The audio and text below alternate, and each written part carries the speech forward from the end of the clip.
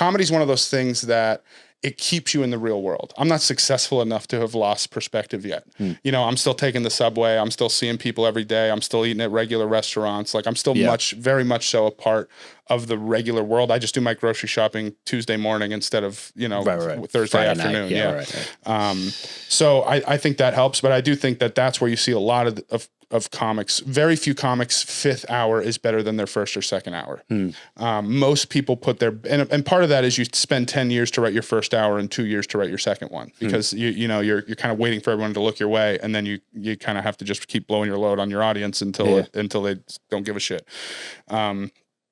So I think like, part of that is you've written your best jokes, your best perspectives in life have been packaged in this great way in these first few hours. But then a lot of it is you're no longer operating as the same human being you were in those first 2 hours. Now you have a bunch of money or a different house and you don't, your food gets delivered. Someone cooks your stuff for you if you're that type of person. So yeah, I think it is a lot harder to do it. But also, I mean, you look at a guy like Jerry Seinfeld. Jerry Seinfeld hasn't been a real person since he was fucking like 24. So if he can still come up with ways to relate to regular people, then it's definitely, anybody can do it. You just have to make sure you put the effort in, I think. Yeah. Is there anybody that you look at like that you're like, man, how are they still doing this after this long? I mean, I look at a guy like Bill Burr for sure is a guy that I think of. I mean, he's been living lavishly in LA for at least the last decade or so, I would guess.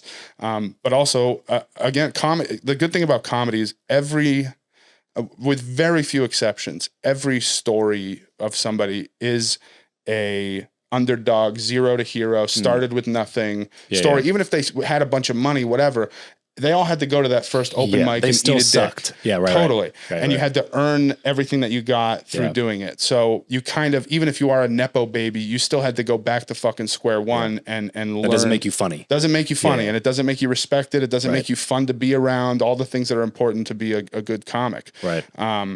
So yeah, I think because of that, comics compared to other celebrities or musicians or people like that are able to kind of stay a little more grounded, or at least arrive at a place that's more grounded with effort, because you're forced to be in that box for that much longer, and you just have a little bit more appreciation for the wealth that you've acquired, because it takes so fucking long to get there. Right. Yeah.